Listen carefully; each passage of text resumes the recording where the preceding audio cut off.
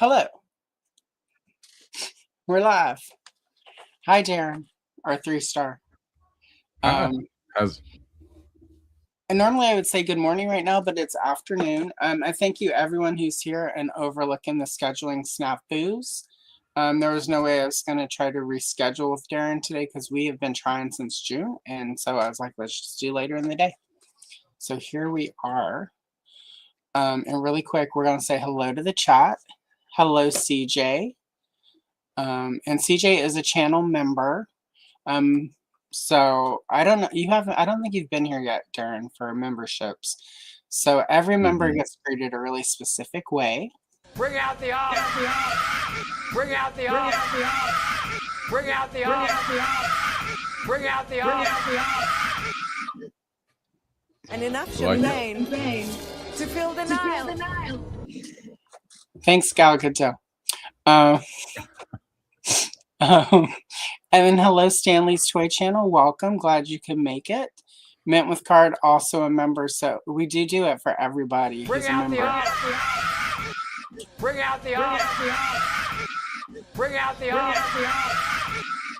And enough champagne to fill the Nile. And if you want to join me each time, like awkwardly throw your glass of champagne behind you, just like she did in Death in the Nile. So yeah. I know, it's ridiculous. That's why I love it. You gotta do special stuff for members. Hello, Tim. Welcome. Lovely to see you. Motu Transformers for Life. Welcome. Rowdy Riles. Hello, Riley. Lovely to see you today. I keep missing your lives. I apologize. Work. They want me to work for my money. Hello, Paul Galliano, aka Hella Geek. He's here in double time. Not many people can say they get it. They got double teamed by Paul Galliano. So hello, Tony's Figs. Welcome. Okay, we're caught up. Thank you. Welcome, everyone. And thanks for showing up later. With the holidays, I did not want to have it later and whatever. Because 4th of July is what threw us off initially. So yeah, we've been trying to reschedule for a while, and today I take all the blame for having to do it later today. I screwed up with one commitment that I had made, and I didn't realize the date had gotten changed. And when we tried to plan this, she said, "What days work for you?" And I said, I think any day but the 7th. So we picked today, and the 7th had become the 14th. So thank you for doing it a little later. It's fine because, like I mentioned before we went live, I had some work stuff I'm trying to get ahead of, so that I can take holiday stuff time down. So that helped quite a lot. Good to know. And hello, Andrew. Hi, right back at you, slag. Andrew is not a member, and Andrew does hate whenever we do the olives and the champagne. So just remember, guys, 2 of my members are here, but the rest are not. Anyway, so I'm going to start today with this bazooka page. It's got a bunch of trees and stuff, so there'll be a lot of green. If for some weird reason I finish, I've got this one from when Hella Geek, aka Paul Galliano, was here. It has a bunch of people, and then as always, I tease people with the Hooded Cobra Commander. Maybe we'll get to that one. It's the Lindsey Buckingham of the show. Right. That old commander in his hood. I never get to see that guy. So. Right. I used to live next to a guy who had a suspicious set of hoods, and one of them was blue and shiny. So it reminds me of growing up in the South. So anyway. Maybe he was a luchador. No, he was. There's this thing. There's like a step below.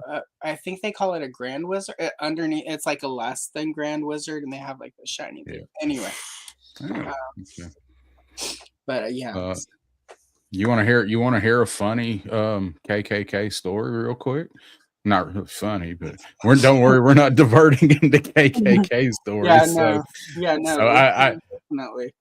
I knew a guy, and he was bragging about being part of that awful my God. organization. Of course. And aside from that, he was all right, but it's not really somebody I spent time with. And he was like, "Well, I got my robe in the truck. You want to see it?" I'm like, Oh my God. not particularly, but I've never seen one in person, so sure. Right. And he got mad because I laughed so hysterically when he showed it to me and his robe was black. And I was like, this is, I've got to go back in. Like we're gonna have words here. So thank you for letting me see your horrible racist toga there. Have a good rest of your day, sir. Yeah, but no. That just killed me that it like that was one of the colors. And yeah, because they're all the different colors. And like I don't feel bad that not everyone understands that, like there's more than just that hood. The white one that we see on TV, because like that means you don't know how it works, and that's kind of good, but it's funny whenever they're like the worker bees, like those aren't even important. And the reason they wear the white ones when they go like to people's houses and do terrible things is so that you don't know who is there. Like if it's 7 people in white robes, 2 in black, 1 in blue, and then 1 in red, and then a green one, you know exactly who was there. Mm-hmm. So, yep. But whatever. Hate groups. Yep. Not great. Not great. My favorite. Well, our neighbor who had all those robes did get, because one, your wife should not be putting that out on your clotheslines like that to dry. But at some point, but I don't know who would do something like this, but somebody did one point steal one of the robes and throw it in the canal with the alligators that were by our house. And then another time someone smeared it with horse shit from they had a horse in their pen. And somebody, I don't know who would do stuff like that. Like, what is wrong with this world where racists can't hang their clothes out on the line without some bitch coming along and this sad world we live in, I'm telling you. Right. Hang the hood out there and you can shit in it too. It was just terrible. I felt so bad, like, because I was watching through the window when she came out to take those clothes off the lines, and somebody had smeared horse shit right down the front. And I was just like, wow, she looks like she's not living her best life today. You're like, I'm gonna have to do this all over again. Do it all over again, and then that time it ended up. I don't know if they ever figured out. I don't know how I would even know it was in that canal with the alligators either. But allegedly, that's where it ended up. Yeah, somehow. It would so I heard. Some people just don't have no respect, I guess. It was on Minecraft. Yeah, right. It's a Minecraft thing. I'm gonna color too, so I gotta move this camera that I have on. So let me mute the camera and the mic, get it adjusted here. So. Excellent. We'll switch around. Come for the hate group chat, stay for the cross burn. Right, I know, right? All right. Growing up in the South is a really specific thing. Where was the comment? Yeah. Oh, it definitely is, but it does kind of have connotations to it. If you're from a certain part of the country. If you have a neighbor like I had. There we go. There's Darin. Oh, he's muted. Oh, I bet he's doing that on his, though. So. Oh, yeah. I'm muted, so I didn't drag anything across the mic. So you don't want us to hear you breaking wind hysterically as you move stuff around. I get it. I've been there.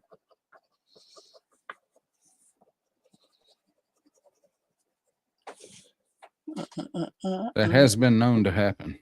Yeah, no, who hasn't broken one? All right, there's Thanos Copter. Hello, Thanos Copter. Hello. Thanos. Yeah, see, it depends but it also depends on what part of the South, because I know you grew up in a slightly nicer part of the South.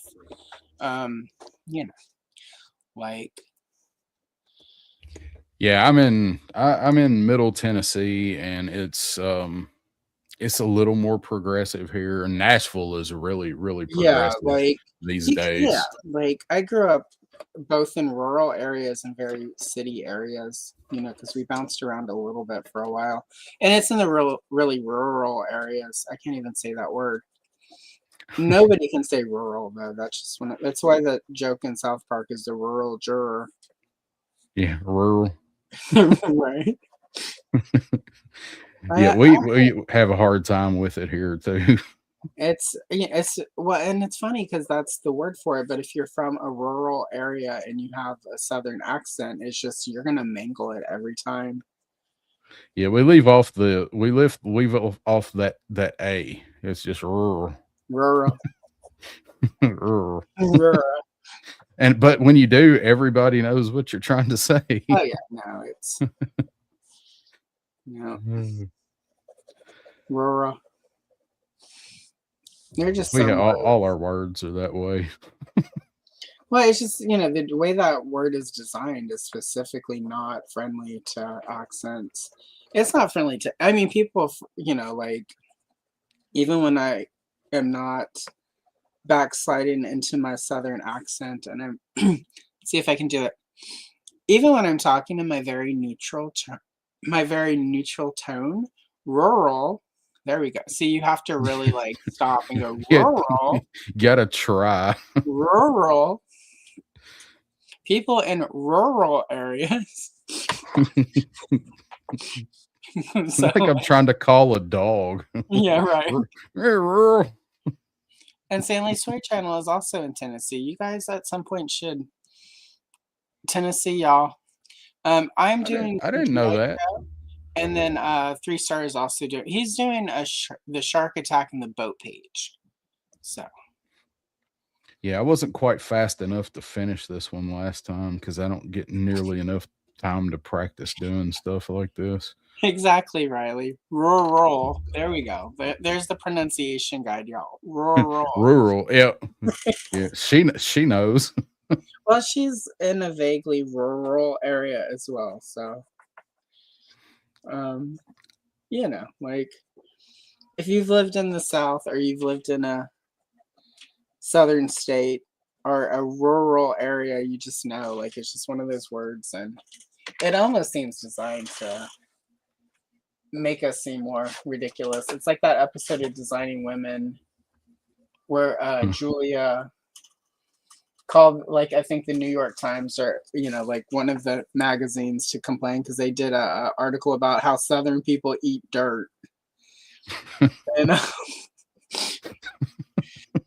and she just went off on him about like, yeah, the South has our problems and we've got issues, but everywhere has their issues, but also like we don't need you making it worse by making up things like we eat dirt.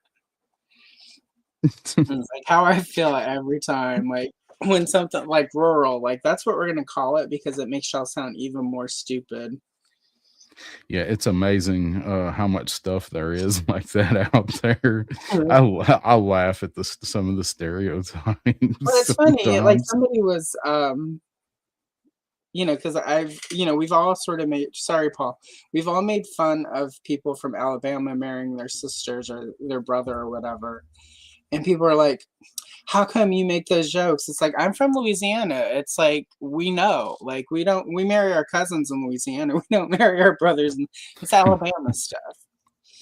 I saw a article or post, I guess. Here I'm still calling them articles on Facebook. A post on Facebook just maybe Thursday or Friday. There is a dude that married this guy was like 42 and he married I think a 17-year-old. Oh my God. I mean, married, like it's consensual, had the blessing for everything. Right. Well, they went to, I think Kentucky to do it because the consenting age in Kentucky is 16. And they moved back here, like to live. and they just took that guy straight to jail. Like, you know, if this is legal wherever you did it at, you probably should have stayed. Yeah. What a dumbass.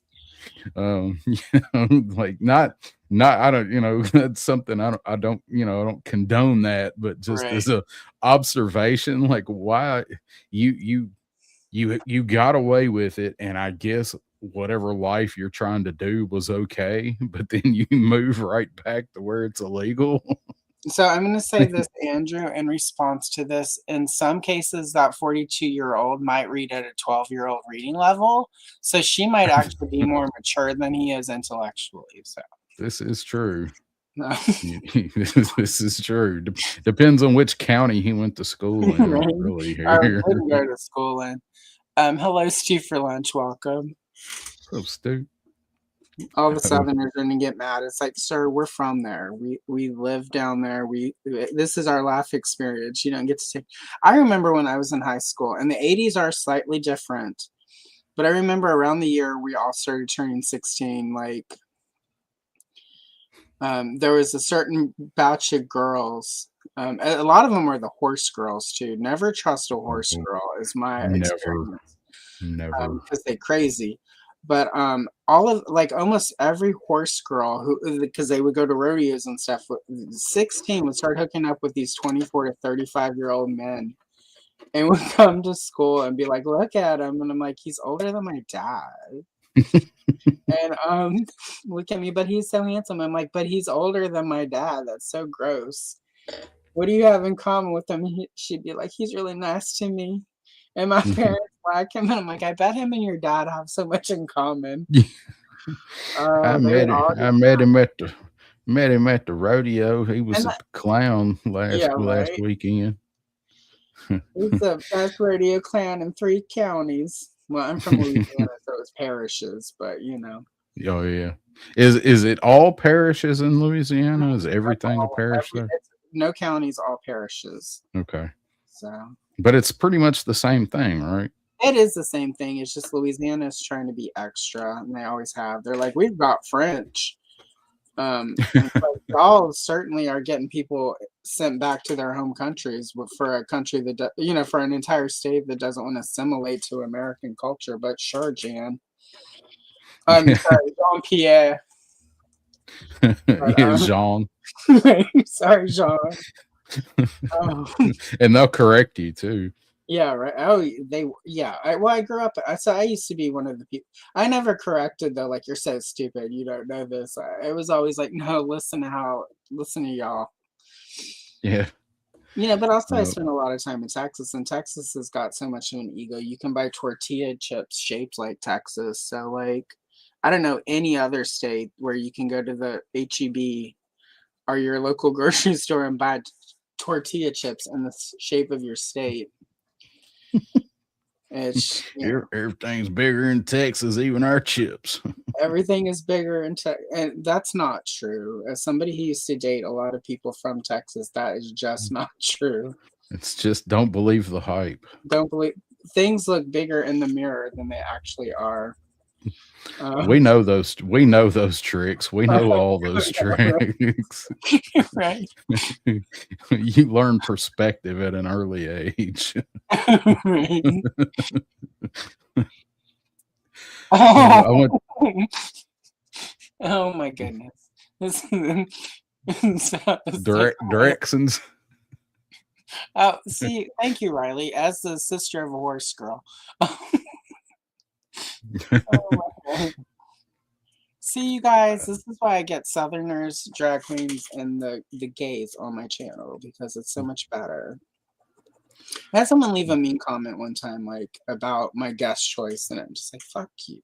Oh, that was my F-bomb for the day. You're only allowed one, right? I'm only allowed, well, actually, yeah, well, YouTube is weird about F-bombs now. So instantly, well, not that they wouldn't have hit it before, but the way they sort of hide certain videos if you use too much language. Yeah, but I've heard that. I mean, I probably don't have enough out there that are worried about showing up in big Yeah. algorithms where they're doing that to my live streams. So Yeah, I don't. Well, that's the thing too. I like doing the live streams, but I don't do the live streams. I do the live streams to hang out with people and to because we all get to chat and this stuff. yeah. Andrew had a good joke there. Oh, 8 to well, yeah. 15 were my sexy Well, years. and it's the second part of this one. Meanwhile, when I turned 16, the Catholic priest lost interest. That's what my son.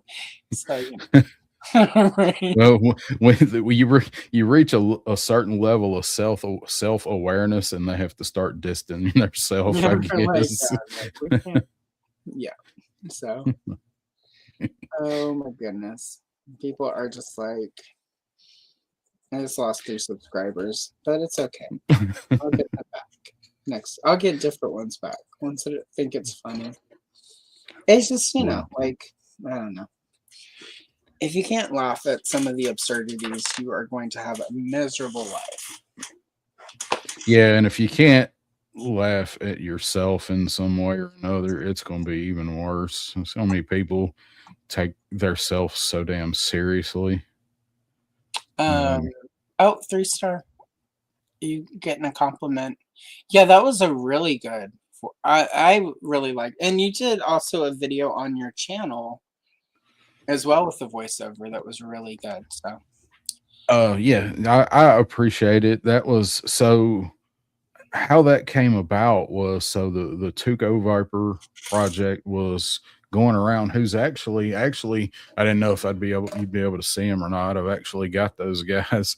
There he is sitting in his throne here. He had asked me to do a commercial for that project for Tuco Viper, and he asked if I would have him back in time for the Punkathon. And I had to pull some strings to get him back because he was in Australia. Oh my goodness. So yeah, he was over there with Shark Eyes and Ronnie Trickshot and Frostbite. So they kind of cut their time with him short to get him back. Yeah. So when I got him back, Punk had really just asked me to do the commercial promoting the Tuco Viper. And I'm like, well, I hate doing that and not doing anything to help promote the Punkathon. So I just sat down and I did it was all just one big long video, and we cut it up to make different segments out of it for different things. And that was how it came out. And then the guests, like Lawrence voiced Leatherneck, Larry Neck, and of course I got Krusty Old Crow to voice. I told him to give me the most Canadian voice that he could give me. And then, of course, I got Legend Series to voice the Punisher. And whatever they told me when I told them just the general premise of what they were reacting to, I didn't tell them what the scene was. Yeah. And then they sent me their voice clips, and then I did the pictures to what they sent me back.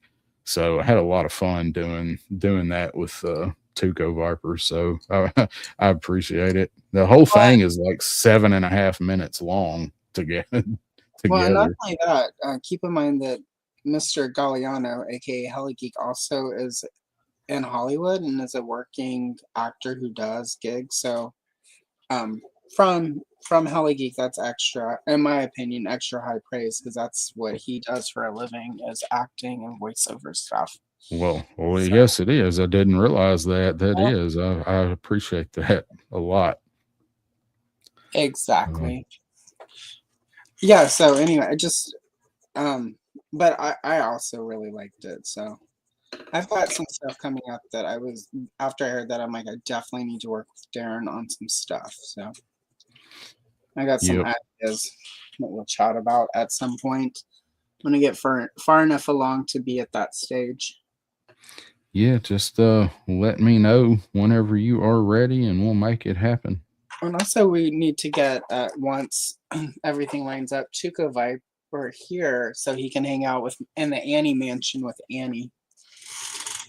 Yeah, that will be fun. So for the next one, I'm actually I'm keeping Tuco Viper here to he's got plenty to do on the news network. So Yeah. he is sending one of his cohorts and one of his cameraman, I almost said Candyman, cameraman on the next round, and that's gonna be this guy. This is who everybody's gonna be seeing next time. That's cool. So this is a G.I. Joe Frag Viper, but since these guys are all getting Breaking Bad names, this is Fring Viper. Nice. For Gus. So he is I'm trying to get everything coordinated so I can start sending him around. I really want to send him out on January 2nd because I'm off that day for home vacation. So that is really when I want to get that one started. That's really cool. I'm excited. Like I want it. Last time when you did the thing where you're like, hey, I want to send this out. It was right as we were getting ready to move. And Yeah. there's just no way that I want to risk it, like, Yeah. because we hadn't even gotten, like I didn't know what mail service would be like in this town or anything like that. Oh yeah. We're in a rural area again. So, Rural. sometimes you can have really good service in a rural area and other times not so much. And we're fortunate that we actually get pretty good mail service. So My the mail service here is pretty good. My aunt worked at the post office that I get my mail at. She retired from that post office a while ago, but it's pretty good. yeah. It just comes down to which driver that you get that's delivering it, and some of the rural drivers are not necessarily the best sometimes. We have two delivery people. There's the guy who goes around and sort of delivers during the day, like the normal route. And there's, I guess we call her Overflow, and she basically drives like all the packages from like Amazon and from, like all the bigger stuff that he can't necessarily fit easily in his bag on days where he has a lot of mail. So it works out pretty well. It means either stuff arrives at like 2 p.m. or between 4 to 9 p.m. when she's out doing deliveries. Yeah, they run an extra one here at certain times of the year too. I'm sure they're running it right now. Yeah, they've actually delivered. She's done deliveries on Sundays since starting in mid-November as everyone starts ordering more stuff. So yeah, it's picked up. It's picked up here too. My guy, I don't think my guy really likes me because he left something on the truck one day, and I really think it's just because he didn't want to get out and come down the driveway and put it in my deliveries box. So I called the postmaster and told them, and they're like, "Oh yeah, we're sorry, it got left on the truck." I said, "Where is he?" It's like, I'm home. I know where his area is. Right. Call him and find where he's at, and I'll come meet him and get it. So after I did that and had the postmaster make the dude stop and pull over and wait on me to come get him, I don't think he likes me very much, but he's the one that screwed up, not me. I needed my stuff. About 10 years ago, like it's kind of similar. Like my mailman hated me because essentially he asked me out on a date, and I was like, oh, I guess, like, might as well. And then we got on the date, and he's like, oh, I'm in the middle of this divorce, and I've got kids, and we're still living together because we can't afford to not live together. And it was like, whoa, this is a lot. Conveniently didn't mention any of this before we went. Not mention any of that before the date, right? Because I wouldn't have gone on that date. Yeah. I would not, like at that point I was just dating to get out and date. And and then at the end of the night he like walked me to the door and did not get invited in. And sent a message like, I was really disappointed you didn't invite me in. And I was just like, well, like it was a first date. I didn't say like I'm not feeling it, buddy. Yeah. You have to be this emotionally mature to ride this ride. Right.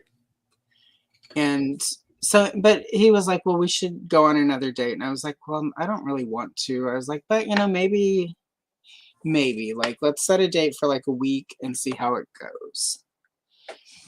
And I was Did on he take that hint? He did sort of. So we did schedule another date, right? And we were both on OkCupid, and he had found me on there before he asked me in person for the date, right? Okay. But I also used it from a computer. I didn't have it on my phone.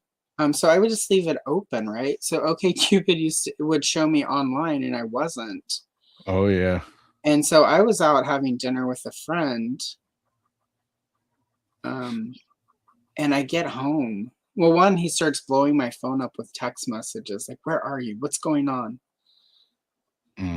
Are you having, well, he didn't say having sex, but he was like, are you doing things with your friend? And because it was like my a guy friend, but also, we weren't each other's types at all.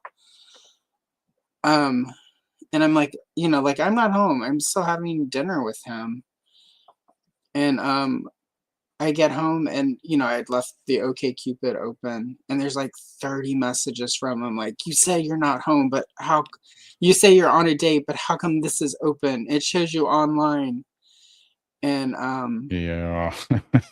so I blocked him on OkCupid and I silenced all notifications. And he blew up my phone that night, like with 100 messages, text messages, right? Just flipping out because I wasn't. So like in the morning at like 6 o'clock when my alarm goes off, I reply. I'm like, hey, I came home and you were being too much. So I didn't reply because that's crazy and that's not. I don't do crazy. Yeah. We never do it intentionally, but yeah, right. And I never had in the past. This was part of me like not doing Carl's anymore, right? Getting out of sort of the crazy loop of dates, of dating crappy people. And like on iPhone, you can see when people are replying to you because they're the little dots that will pop oh up. yeah. And for like an hour or two, like the little dots keep going because I have it open on the desk because I'm working. And I'm like, oh, this is going to be a doozy. And then finally it pops up and it's like, oh God, I overreacted. I'm so sorry. And I'm like, well, okay. I'm like, but he spent like an hour or two, whatever it was, like flipping out and like typing and untyping, and which I'm glad he at least showed that restraint and could realize that he was crazy. So yeah, oh, sorry.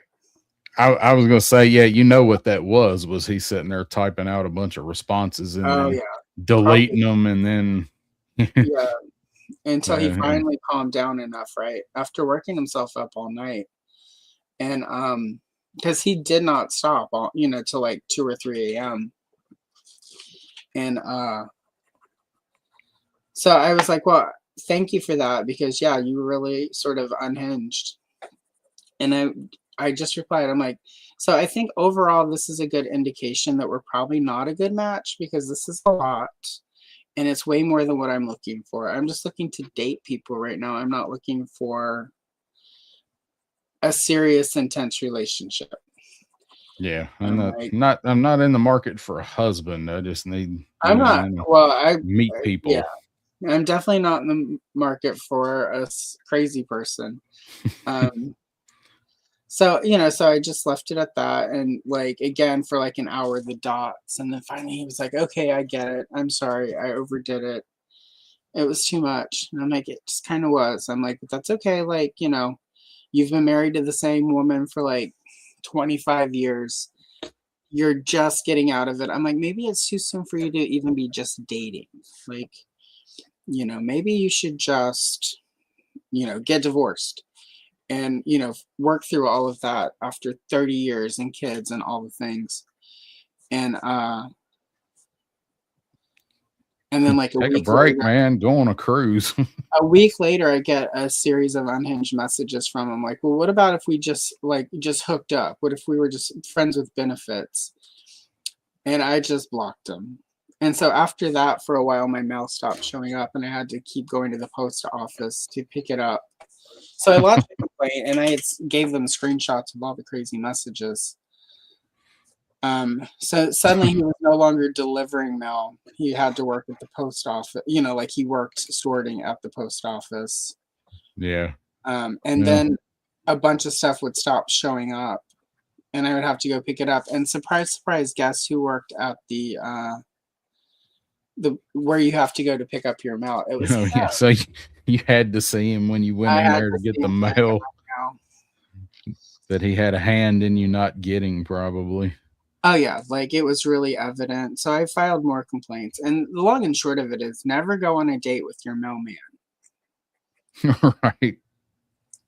Yeah, I don't I mean, you know what they say about the mail people anyway. So right. I've seen that video game before. I know. It was not a good decision, but like he seemed nice and I was just like, why not take a risk? And that's what happens when you take a risk, people. They're crazy. Anyway. Doesn't always pay off. All right. Really quickly. Sorry guys, I just got caught up in the crazy memories. Yeah, let's do that. I'll be your official publicist. Hello, Todd. You did make it. Thank you. Lovely to see you. And Leia Glacia is here. Welcome. Hello. Lovely to see you. Yeah, exactly. All the red flags. I don't know all of them. Dating story so much as that you almost got murdered by a mailman story. You might very well have ended up in that same canal with the alligators. Hello, Darin. Lovely to see you. Thank you for popping in. Yeah, right. It was a complete cluster. I already used my F-bomb for the day, but it was a box of fudge that was clustered together. What's funny though is about a year later, I was dating someone semi-seriously, and we went to a haunted house. Like not like a real haunted house, but like one of the Halloween haunts. Halloween, yeah. Yeah, I don't go to haunted houses anymore. After that time, I almost got possessed. That'll do it. I went and he was there, and this is going to be the pettiest thing I will say today. But I felt really bad about myself because I'm like, I must be really ugly based on what he's got here. Because it was very unfortunate. It's like if there was a barrel and there was a person at the bottom of it, that's what he had as his date that night. Found that one with an ice cream scooper. Yeah, right. I was like, wow, there goes my self-esteem. You still just had to be like, well, at least I dodged that bullet, possibly literally. Right, I was. And then I told my date, because my date and I we did our first date in the middle of the crazy mailman thing. Oh no. So he was kind of there so we didn't really, it wasn't necessarily even dates at first. We just meet up and have coffee or have drinks or whatever, eat food, and I'd be like, listen to what's going on with the mailman. And and then we were there and I was like, look, it's the mailman. and that guy was probably like, you gotta be shitting me. That can't be that's not really him, is it? Well, here's the deal. Like, he was very handsome. He was a handsome man. Like, I don't go on dates with ugly people. Right. I date above my stick. No, just kidding. That's just ruin your whole mojo. What am I gonna do that for? I'm not gonna date somebody on my level. Whatever. You're supposed to scale up, guys. Scale up. But no, it was so weird. And I look back on that and I'm like, just what the heck? I feel like around here, maybe not so much anymore, but at least when I was a kid, I feel like the male people around here were like the mail lady Mhm. from um Funny Farm. And she Right. just drives by and cackles and throws it out the window. Throws your mail and out and it blows everywhere. Like that's how a lot of them here used to be. Maybe it's not that bad anymore. My best in high school, my best friend, her mom was like the post, um, sort of in charge of one of the post office in our area. And it, we're in a lot of rural areas. That's a really good, especially at the, like in the 70s and 80s for women, like that was a great job. You got benefits, you got healthcare benefits, paid time off, you got medical, like the post office Yeah. gave pregnancy leave before a lot of places did. So you could go have your baby and come back and still have your job. So for me, Yeah. I mean, it was always like cool women like who worked at the post office, and you go in and you know stand in line, and you might be there long because there's a long line, but you heard everything going on in town. yeah. And not only that, but like at least ours, like it wasn't like it wasn't bad gossip, but also it wasn't like slanted. It was like they were giving you like not objectionable, objective. It was the objective version of the gossip, like like Wasn't all spiteful. yeah, he was like, well, it would be like he said this happened and this happened, but we know what a liar he can be. And she Yeah. said this, but remember last year when she like got super drunk and thought that she fell out of a car, but she just tripped. It was like, Played it up. She wanted everybody to yeah, think like she fell out. where they just made sure you knew all sides of the story. It was like the news, Yeah. It was the local news where we grew up because we didn't have our own news station. You will not believe Hilda War. That used to be a really, really Mac Daddy job. I mean, post office was always like a really, really good job. So I mentioned my aunt worked at the one here. She wasn't the postmaster or anything, but she worked there for years. And then I have an uncle that retired from there. Her husband, my uncle, retired from there, and Pop Blender's sister works there. She's been there. She's been there for like, man, I think she's been there for like 26 years, something like that. And every time we talk, she talks about how much worse it's gotten working there. Yeah, it's not as good as it used to. It's funny because our post office, obviously, they keep advertising for positions. It's all part-time. You have to have a car. It's basically the delivery stuff that the one lady is doing. It pays really well. I looked at it, I'm like, that pays, it's not full-time, but I'm like, it pays only a little bit less than what I make at my job right now. Yeah, it's not too bad of a gig, I wouldn't think, but man, to hear her talk about it the way it is these days, I'm like, I don't know if I could do that. Yeah, It's that's like that is being sort a of bus driver. Yeah. Well, and that is the one thing because obviously we order stuff through the mail as toy collectors. And I've noticed certain parts of the country, like if I have to get something from certain parts of the country, I can just give up on it arriving in the estimated time. Oh yeah. And what's weird, you'll appreciate this, Hella Geek, if you're still hanging out.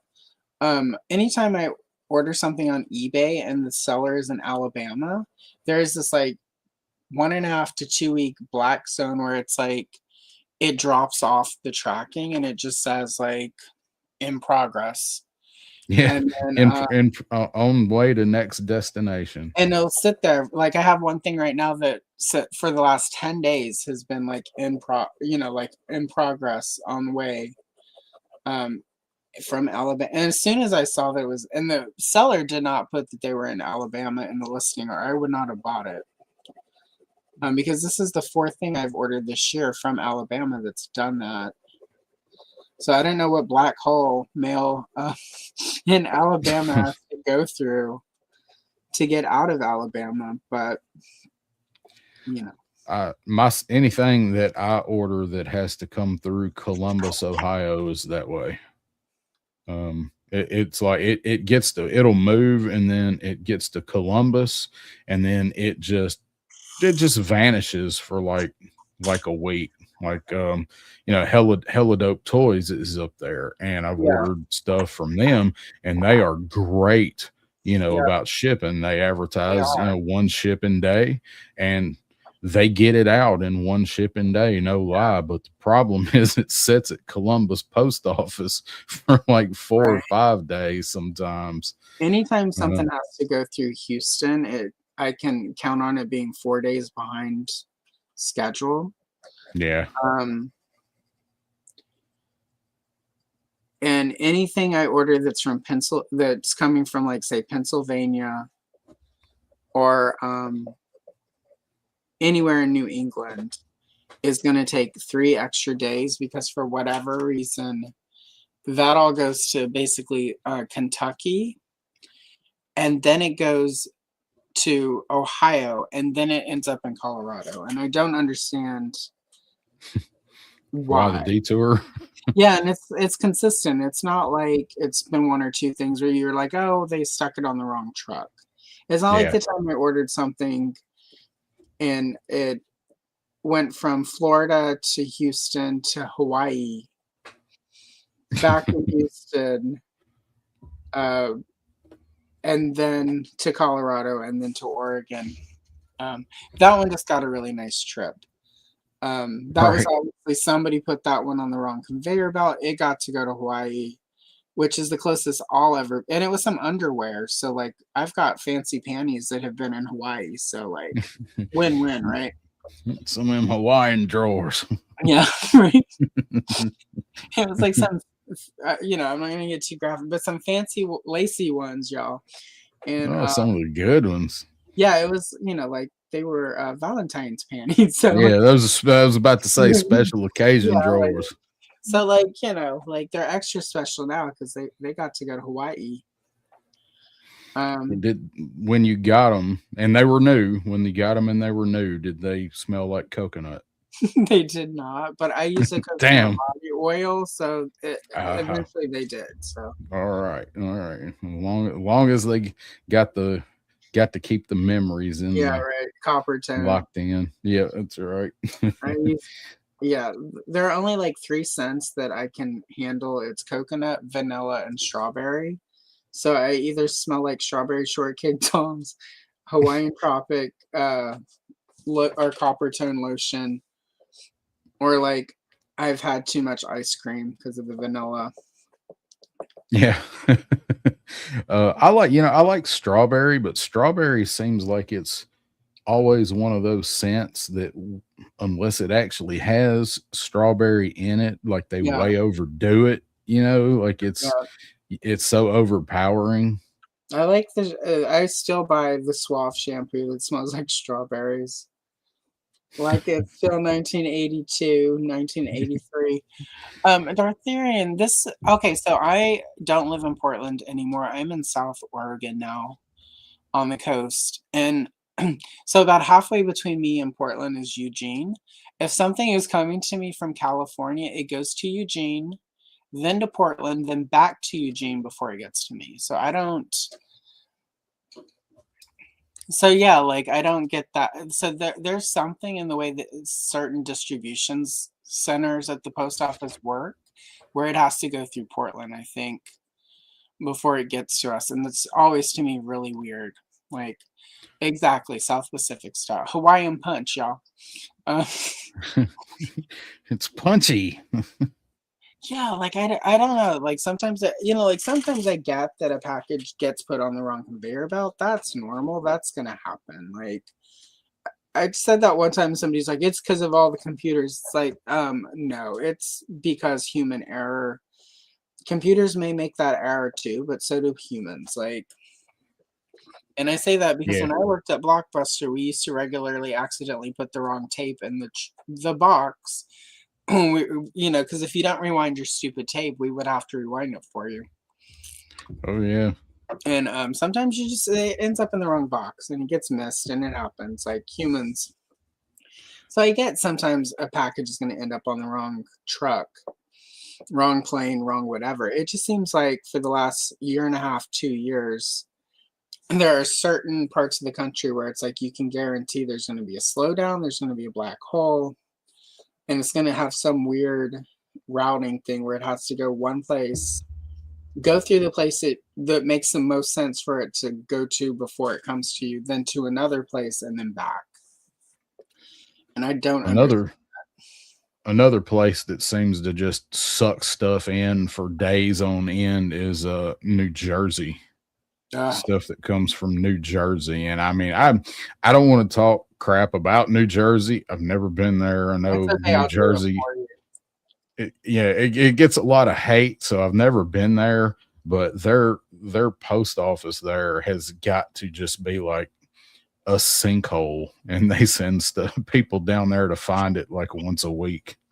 My uncle used to live in New York, and one of the first jokes he told me when he moved there about New Jersey was, "What's the difference between?" And this he quickly assimilated the New York accent, and he was like, "What's the difference between garbage and a girl from New Jersey?" Sometimes you take garbage out. That's pretty good. You can repurpose that joke for, what's the difference between a guy and garbage and a guy from Florida? Sometimes garbage gets taken out. You don't usually put meth in your garbage. The garbage has more than 4 teeth. Yeah, that's right. Doesn't have its own dedicated Facebook group. There is this in Louisiana where I grew up. There's this little podunk town not far from us, and the radio station our local radio station would always go off on them, and they'd be like, "What's the difference?" No, what's a compliment for somebody from this town? And they'd be like, "Hey, that's a really nice tooth you have."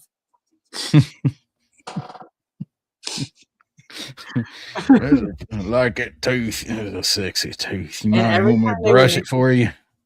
Every time they would make the joke, this girl that I knew that went to this high school over there, she would call them and chew them out. And they would put her on the radio, and they would just oh my God, it was hilarious. I can't believe you would hate us all so much.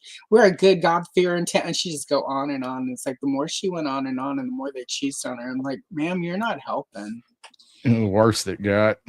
Yeah, it was just, and she became they started using her in the promos, like her voice of her going off. Damn.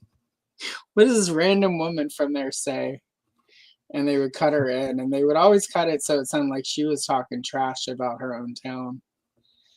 Oh, that's great. Turning around. Yeah, that's awesome. She ended up she's a Karen now. I know that's not surprising to anyone who heard the first part of that story. Yeah, she was in training. Pretty much. I almost got into a fist fight with her one time at a party. You actually knew her? Yeah, like I'm from a super rural area. There were only like 52 people in my graduating class, and we were the biggest class ever. Their graduating class that year was 19 people, and that was the biggest one that they had ever had. Oh, wow. They're up to 27 now. They built a whole new wing on that school now. They had to get a second modular building for the elementary school. They can't. Had to go to the church and borrow another pickup truck full of chairs. But yeah, she and I almost got into a fist fight at a party one time. I didn't like how she was looking at me. She might have been mad because she heard you was dating that mountain man. Probably. No, she's probably mad because I have more teeth. No, just kidding.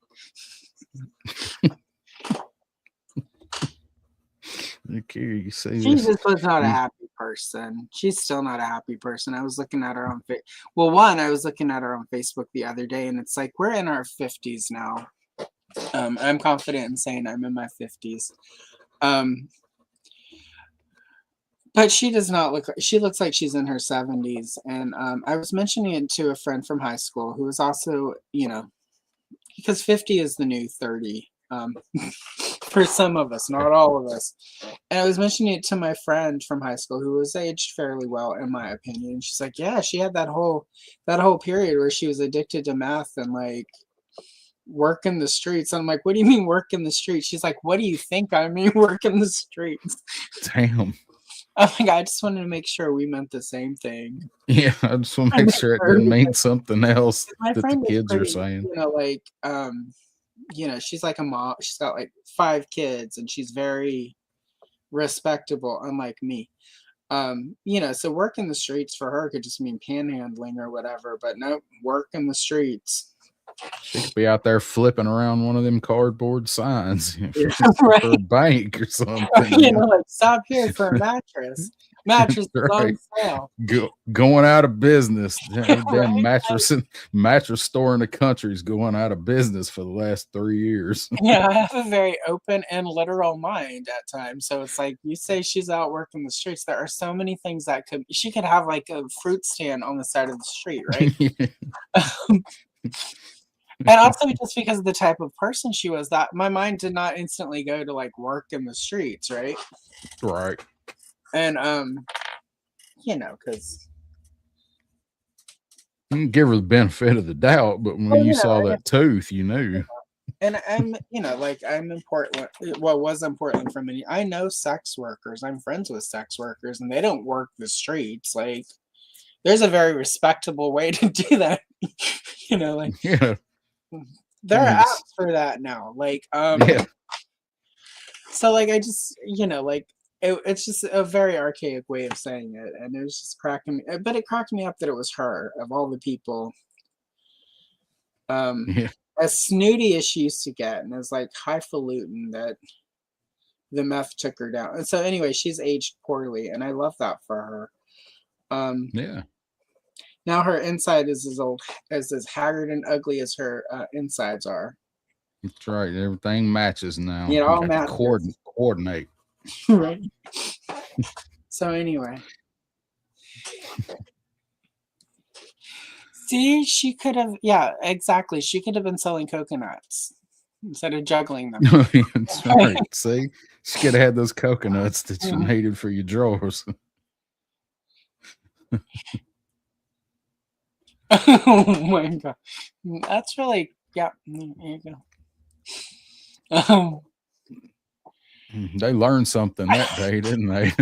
It's very true, James. This show does have it all: clan talk, one-tooth women, and hookers, mailman stalkers. Southerners talking smack about the South. It's yeah, like it's all here, y'all. One-stop shopping over here today, ladies and gentlemen. You never know what you're gonna get. Like a box of chocolates. Oh Lord, how I disliked that movie. Really? You didn't like? I did not. I worked at Blockbuster when it came out, though, so I didn't get to go see it right away. And then we had to pre-sell it. So for like 3 months. Thank you for calling Blockbuster. This is Allison. Yeah. You could pre-order Forrest Gump for just $5. Oh man! Like, so. Yeah. Like, you had to answer it that way. I had to answer it that way, and everyone would come in, oh my God, it's the best movie in the entire world. You will never love anything like you love this movie. It will change your life. I didn't actually see it in the theater. I saw it as soon as it came out on video. Yeah. I didn't go to the theater and see it. It just, at the time when that movie come out, that just, even though I love some history and period pieces, and that's what, 90% of that movie is, I just didn't realize it.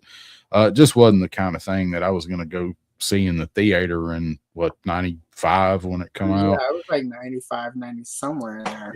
Yeah. Because I was a senior in high school in 95, and I think it come out that Memorial Day or summer or whatever it was. And so I didn't see it until then.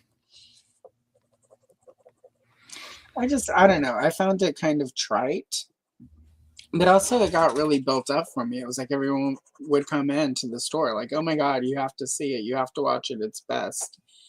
And there's very few movies that is ever true of. Yeah. And then people build something up, it doesn't live up to it. And it's like I've never seen Avatar by James Cameron. Have you seen Fern Gully? Because it's the same thing. I did see Fern Gully. I liked Fern Gully. Okay, same movie. Fern Gully's better. All right. Well, good. I felt complete. At one point, I was going to start a This is, back. This tells you how long ago this. Well, it was when Avatar first came out, right? And everyone kept telling you should see Avatar. I'm like, I'm not going to watch that. They're like, but it's so good. And I was going to start a Facebook group that was like, if 1 million people pay me $1, I'll watch Avatar. And I was going to set it all up. And then once 1 million people paid me $1, I was going to watch Avatar. And if I had been on top of that, I could have made $1 million, because that was at a point where people would pay for weird shit like that on the internet.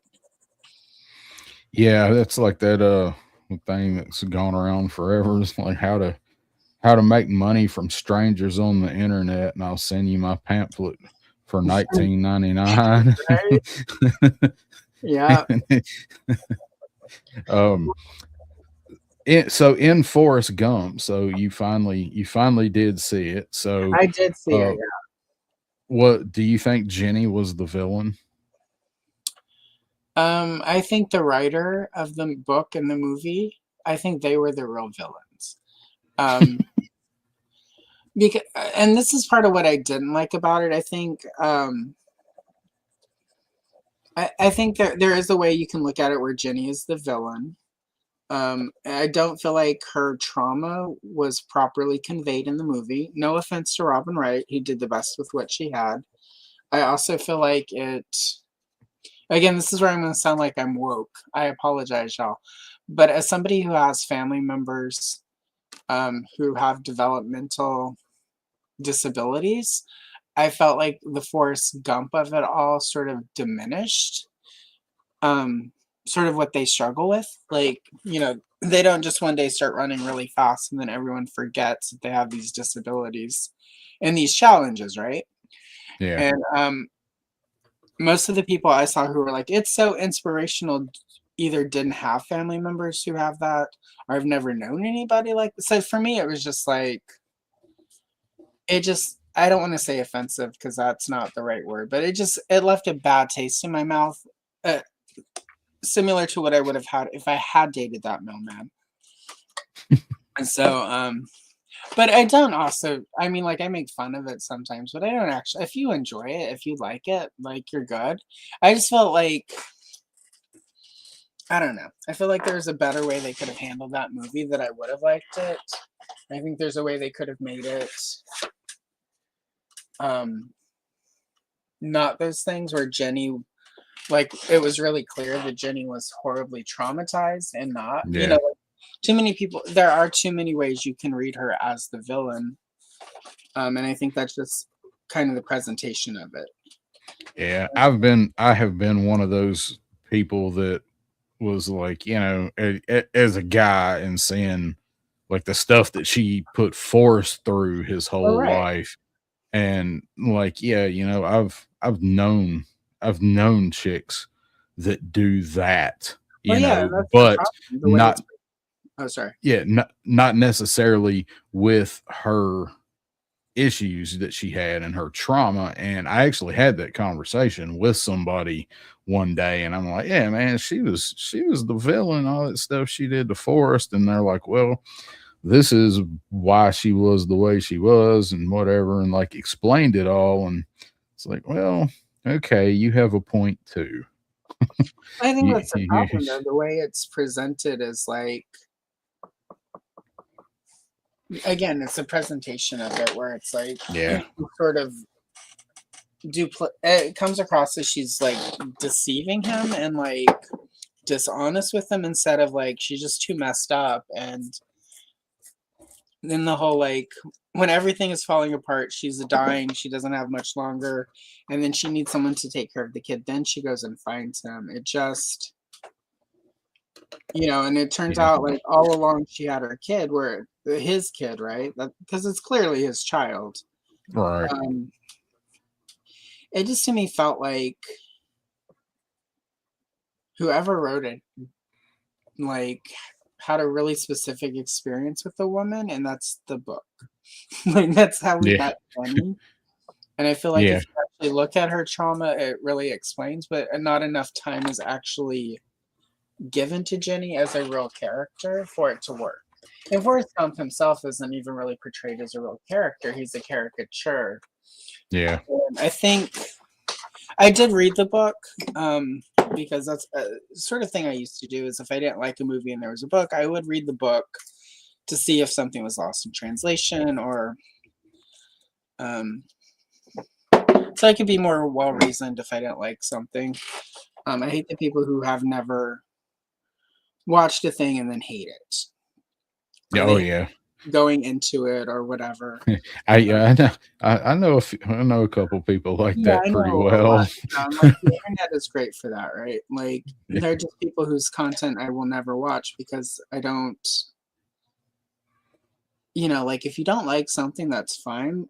But if it's just, you know, like I have specific reasons why I don't care for Forrest Gump, but that doesn't mean like other people are invalid and that Right. other people are wrong if they do like it. My experience is just different.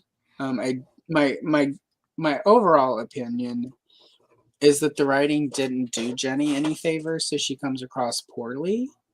I think there's a world where he could have written her better. Yeah. It's also important to know when that book was written. You know, like it's a different time. Like Yeah.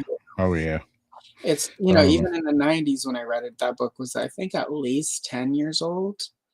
You know, so like, you know, times change. Like so, yeah, I never read the book for it, so I don't, you know, if there's anything that was like really changed or conveyed better in the book, I didn't read it. The book comes across to me much more parody. Like it's a lot more clear in the book, at least for me, it came across that Forrest Gump wasn't actually presented really as a real character. He was like a caricature for like commentary, right? And you can kind of see some of that in the movie. But in the movie, because, you know, Tom Hanks at the time was like Tom Hanks, they made it more like the book itself is not as supposed to be as heartwarming, right? It's a little bit more of a cynical book, which technically I can appreciate. But it wasn't the kind of cynical I enjoy. And so for the book, like it's less of like you're not supposed to walk away feeling heartwarmed in the same way that the movie wanted. It's less emotionally manipulative, I guess, is what I'm looking for. It's not badly written. It's not the kind of book I would read. So like overall, it's like Forrest Gump isn't the kind of movie I normally like to watch. And the definitely book, one I got to be in a mood for. It's for sure. Yeah, and I also say this as somebody I didn't watch The Princess Bride until like 15 years ago, and I get why people like it. I didn't personally enjoy The Princess Bride. Like again, if you like it, I'm happy for you. It wasn't my bag. I've never seen Top Gun, so. Oh yeah, I've been privy to some of your Top Gun conversations with Lawrence. So You know, yeah, and there's you know, in the day I just didn't watch it because I wasn't interested. Like that's not for me. yeah. And now like I have reasons. A list full of reasons why I don't watch Tom Cruise stuff. And I'm in love. I'm in love. I'm in love. Yeah, right. I just like not to be that person, but I don't care for Tom Cruise, and you know, that's fine. He's not for everyone. Some people love him. Yeah, hey, I mean, I can take him or leave him. I mean, he's one of those people that I got to separate the kind of the art from the person with, because I think he's a nut, but he is a pretty decent actor in my opinion. Like, I don't like watch every single thing he does with bated breath, but I think he's a good enough actor. But personally, I think he's a little out there. Yeah, agreed. CJ, Killing Joke is like that, and Tim Curry is not only he's a great villain in Legend with Tom Cruise, which is a movie I enjoyed that has Tom Cruise in it. It was also though before he was Tom Cruise, so. For me, Tom Cruise, I didn't decide Tom Cruise was the worst until it was what was that movie with him and Cameron Diaz? Where like, and Penelope, Vanilla Sky. Vanilla Sky, yeah. It was that and the Magnolia, because in Magnolia he played that part so well. And also at that point I was yeah, we won't go into that on the internet, but I just, Tom Cruise and I used to have religious things in common, and I don't have this in common with him anymore, so it makes it hard. Right. So yeah. And again, like, I did like Interview with the Vampire. I thought that was good. So yes, James, thank you. Like, it came to me second, probably as you were typing that. So thank you. Psychically, I got the input. But I really liked Cameron Diaz. And Cameron Diaz is actually one of my favorite actresses. I'm kind of bummed she doesn't work more. And I think why I like Cameron Diaz is she started out as like a model. And she did like The Mask with Jim Carrey, and people were like, oh, Cameron Diaz, she's just another pretty model. And then she did some actual good movies that were like, wow, she actually can act. Yeah. I liked her. I also like she's pretty, but she's not pretty just like everybody else is pretty. She's like got her own unique look. So I tend to enjoy actors and actresses who are unique looking. So also, yeah, and she's not much of a bandwagoner as far as like trends, and gotta have the best gown or whatever. She always just came across as really sort of normal and down to earth, which at the time, and my understanding is part of why she walked away from acting and took some time off was she was sort of tired of sort of like the paparazzi and sort of the pressures of Hollywood to look forever 21 or whatever. So yeah, which is I can definitely understand that. Yeah, like it's we're gonna have a period in like 5 or 6 years where people start aging naturally again, and that'll be the trend, and I'm here for it. I understand the want for it. I don't understand the paparazzi, but I understand the sentiment. They're not knocking down my door. So. Yeah, it's really just, I don't know. Like, it's really weird to me. Like for me, like it's sort of whenever Princess Diana died, because partly the paparazzi were chasing them. Mm-hmm. It just sort of. And for me, that's been a lot of sort of how I interacted with things like, I don't think we didn't have like TMZ back then. It was before TMZ, but like the Inquirer and like,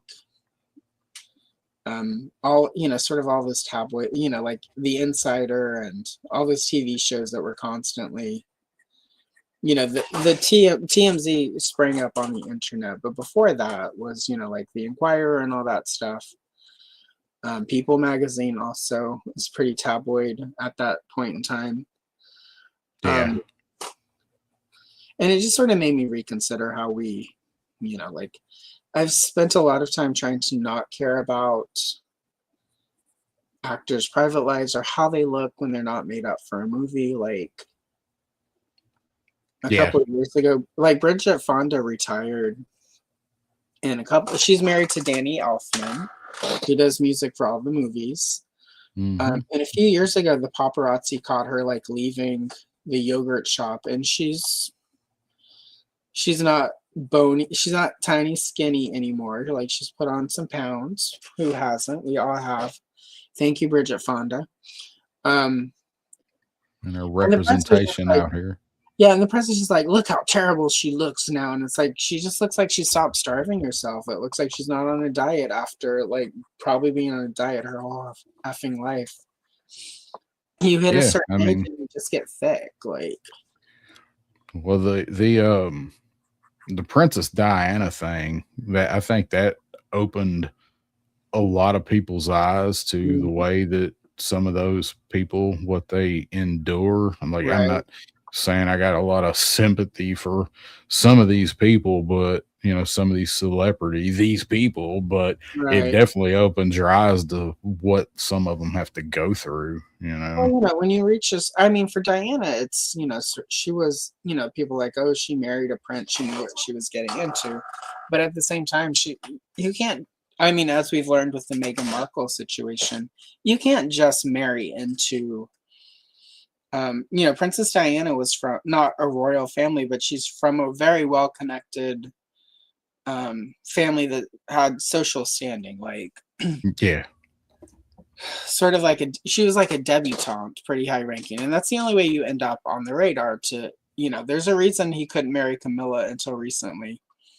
Yeah. Yeah, because old Horseface is not politically, you know, like was not politically connected and would not have made a great princess or queen Yeah. at the time. So Diana, you know, like, so when people are like, well, she knew, it's like, no, she kind of grew up in that. She had no idea. And there's no way to, like, know sort of the spectacle that she would become, because that had never quite happened for any other member of the royal family.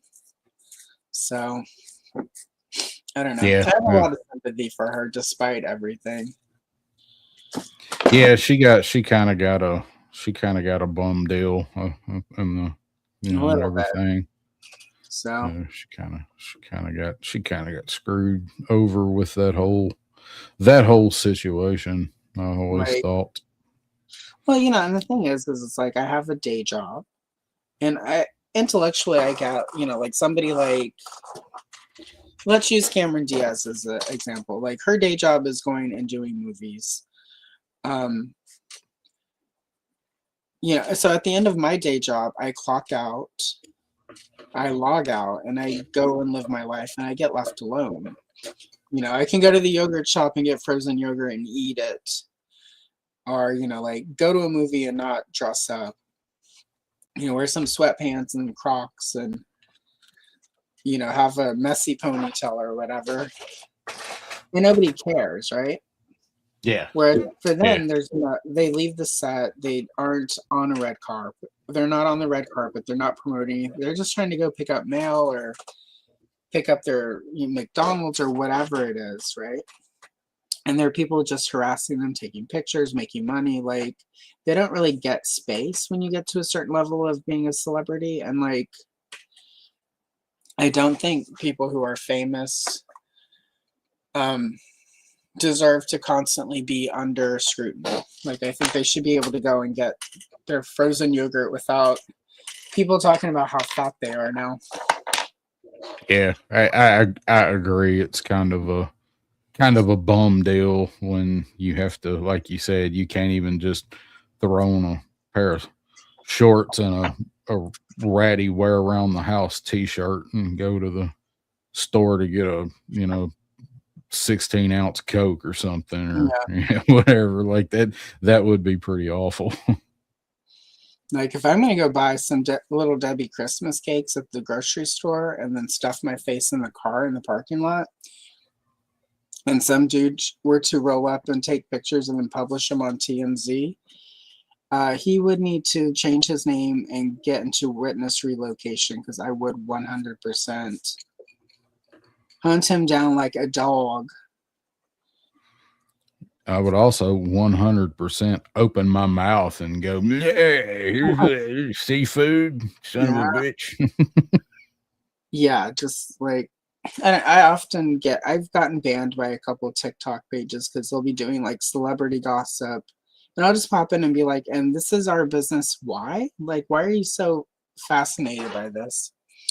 Well, they That's shouldn't. that's what gets me. It's like I don't care that. I don't care about that, right? Yeah. That's what gets me is like, oh, it's interesting to a degree, but man, how are people so obsessed with something like that? I never understood it. I mean, I get the allure of the celebrity and see how the other half lives and all Right. that, but man, people are so obsessive over it. And here, um, in Nashville, man, with all of the, Oh, I can. we've always had all the not just country music singers, but all kinds of entertainers. There's a whole lot of rock musicians Mhm. that have houses here. Dave Mustaine has a house about 30 minutes from me. Well, there's Um, a point in the early 2000s where a lot of just movie stars moved to Nashville just because oh because yeah, of sort of the music scene being there. It was a little bit easier to move. It used to be less paparazzi, so you could kind of go there and be finger quote hmm anonymous while at the same time taking advantage of a city, taking advantage, but having the advantage of living in a city that's used to sort of famous people. yeah. You know, Without it just being out in front yeah, every day, like you would think in Hollywood or something. right. Yeah, I mean, you talk about talking about Tom Cruise. Tom Cruise lived here for quite a while. He was married to Nicole Kidman. They lived here. They lived in Franklin, which is about half an hour from me. And he used to like to eat at the Chili's in Cool Springs, and you'd know he was there because he drove his Lamborghini. That almost makes me think kindly of him that he eats at a Chili's. Yeah, he did. He wasn't there like all the time, but he was a frequent customer at that Chili's. I only saw the car there personally once. It's on the outside of a mall, and I used to work in that mall. And one day I was going to work, and it was over there, and I'm like, well, I'll be damned. Everybody's told me about that. That is true. I guess he really does like him some Chili's. Sometimes you But get that appetizer sampler plate, yo. my baby back, baby back, baby back ribs. They were always too Was messy. that? I never did the baby backs. They were too messy. Yeah, I don't. I never really was that big on them either. That really came to mind because I was watching Austin Powers earlier. And this is a good point. He is fairly chill and kind in person, but he's also aware that it depends on the environment in which you meet him. So he is really Yeah, good with people in public. Like if you run into him in public, he will be kind and generous. Maybe not at the celebrity center. But again, yeah, people are different depending on. Tom Cruise is very good about navigating the differences in his environment. So I will yeah. give him that. Now everybody here that I know, like the servers and things that I would hear stories about there, everybody seemed to like him. I mean, everybody, like he Yeah, like no, he said, he was a he's pretty likable guy. he's nice. He's a nice person. He's not necessarily a good person. Yeah, Um, it's a and those are two good different way. things. Like I'm a good person. I'm not a nice person. Yeah, Uh, right. and I'm okay with that. Tom Cruise is a very nice and kind person, especially if you're a fan of his and you approach him in public, or if you are in the industry. He's one of those people who's pretty nice to people on sets. Is sort of like, I don't want Yeah, to assume what. Yeah, and sometimes when you are on a set with somebody like, say, Tom Cruise, you can't always talk about it depending on the film in question. Um, yeah, my experience of him is really specific in a terrible way. Um, and he was still not terrible. It's just I'm also of the feeling that like if you sign off on certain terrible behaviors or explain them away because finger quote religious reasons, you're not probably a good person. So that's yeah. as much as I'm going to Sure. say about that because I'm already on a couple lists. I don't want to be on more, but yeah, I mean, if you enjoy his stuff and you run into him in public, like he's gonna be great. He's gonna be nice. He'll be generous. Just don't be a creep. If you're creepy about it, he will not be nice. But that's his prerogative. But yeah, he's not. Like he's not evil to his fans. He's not evil in his interaction. He's not Justin Bieber to his fans. Yeah, just don't ask where Shelly is. So yeah. So that's it. All right. I'm gonna look at comments because I think I'm probably done about all I can do to this one for my skill level. Your skill level. Oh, there you go. Oh, Black Phoenix is here, and Alex has been a member for 2 months. You know what we got to do, Alex? Bring out the off. Bring out the off. I'm Bring doing. out the off. Oh, here we go. And enough champagne to fill the Nile. There we go. That looks way different from that angle. We probably shouldn't do that from this angle. That's probably a good idea. Make sure Yeah, I got this camera far enough on the table here. Looks like we've got the cell next to Hannibal Lecter and Jodie Foster's walking by. Poor Miggs. Poor He was Miggs. just deprived. I'm gonna really quickly put your page. I'm gonna embiggen you so everyone can see your page now that you're wrapping it up. That looks really good. I like your shark, the way you did the shark. Thank you. I could probably go back and fill him in a little bit more, but sometimes you don't need to. Sometimes, that's pretty accurate as to how I like just sort of along the top there, like that.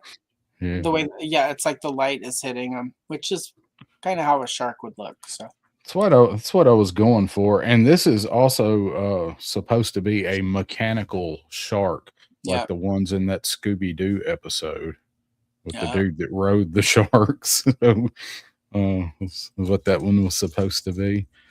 So, well, thank you. I don't do this as much as I would like. Wow. To practice. I'll get you in rotation again now that things are settling down a little bit, so that you can come and try it more. Yeah, I'd like to do it. I have fun. Let me see. I have I also have the Motu one that we had picked out. Definitely, let's whip it out, Darin. Excuse me while I whip this out. Oh, that was such a good movie. Oh, it was, man. They never get that one made today. I think they could with the right sensibility. I think the problem is the people who would want to do it are not the people you would want to make that.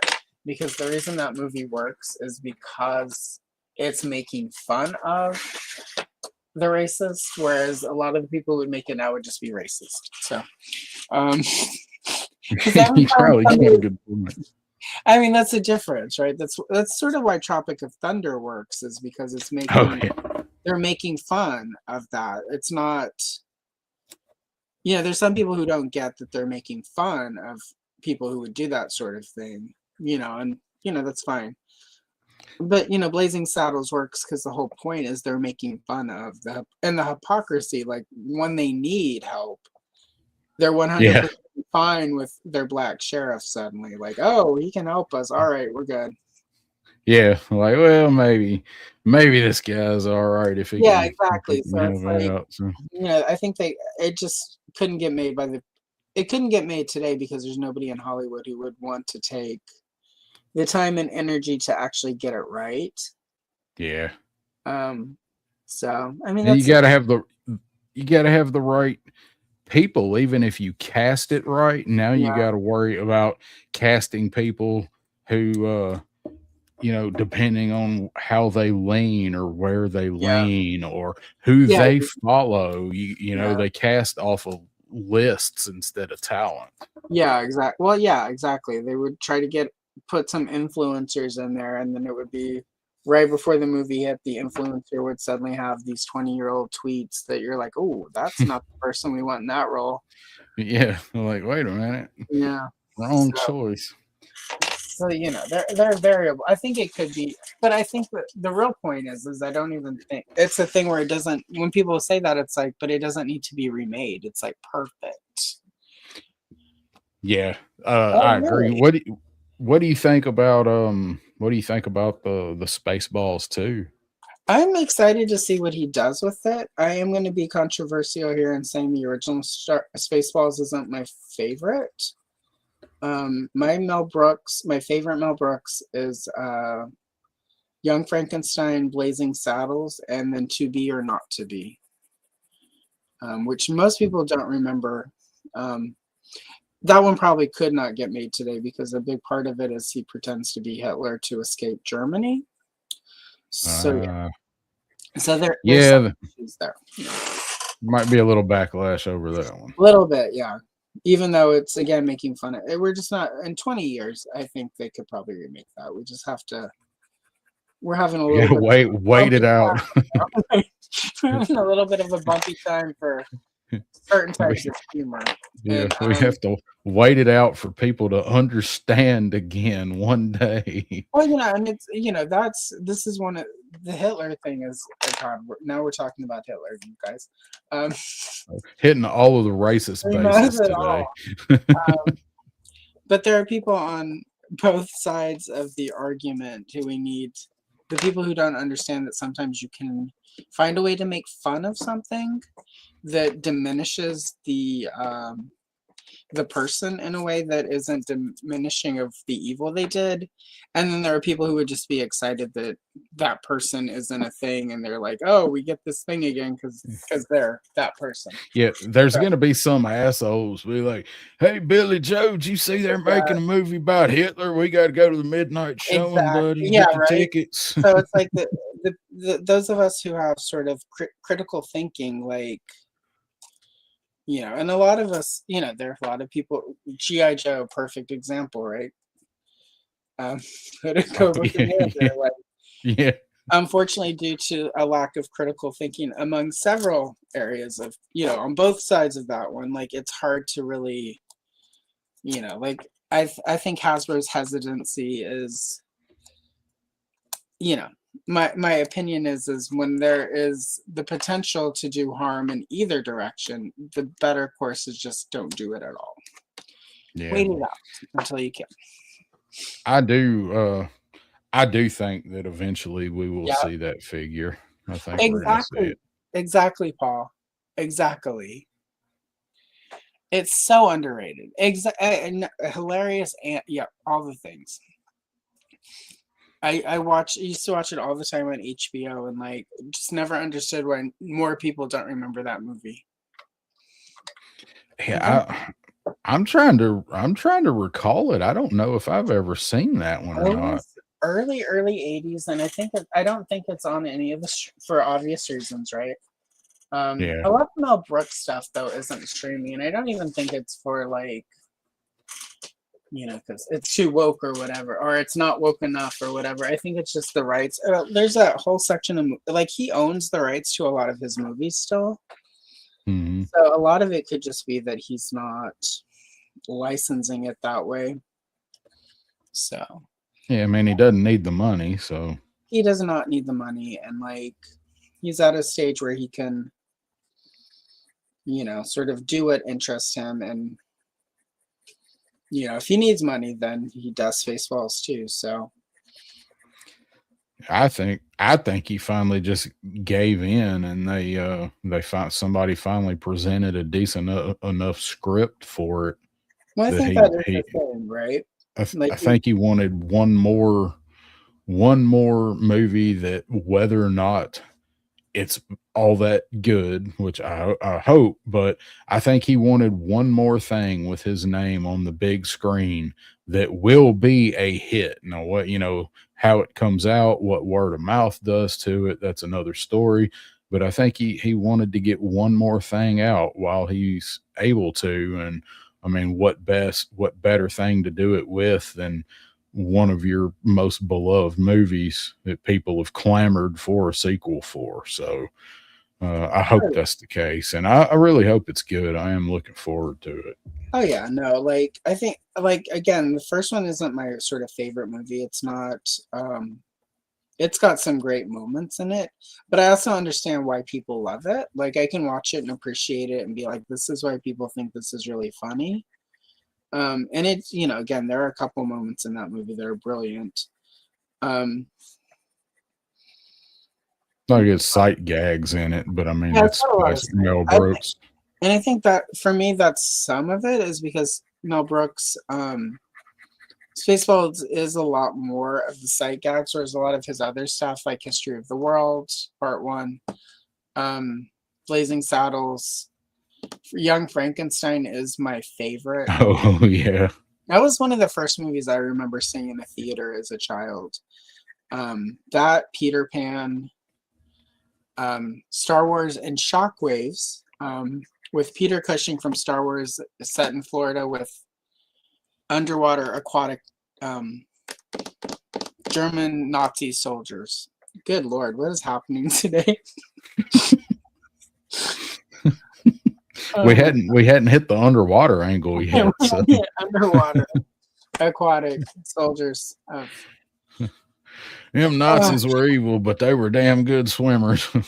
This is why everyone is surprised when they hear I'm woke. Oh. But you don't talk like shut up. Stop reminding me. No, this is a good this is the kind of conversations we should be able to have because we're making fun of them, guys. But those are the first like 4 movies I remember seeing in a theater. And then there was this one great string of years where my grandma took me to see the Apple Dumpling Gang, 9 to 5, Superman the movie. And through the whole movie, I'm like, Grandma, when is Supergirl gonna be here? Why is it just her cousin? And then what was the other one? 9 to 5, Apple Dumpling Gang, Superman, and the Coal Miner's Daughter. My grandmother, Loretta Lynn. Yeah. So we went and saw, and we would go see those 2 or 3 times.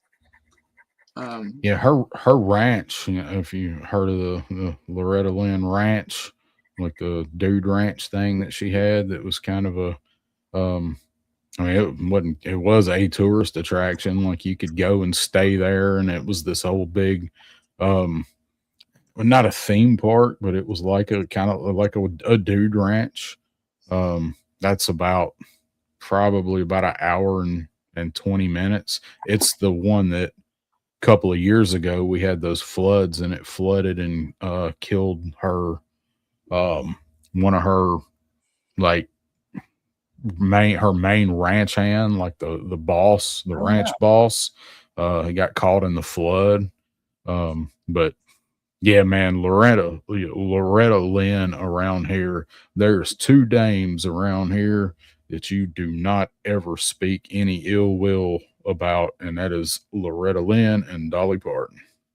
Oh, I love some Dolly too. Again, I love 9 to 5. You were talking about 9 to 5.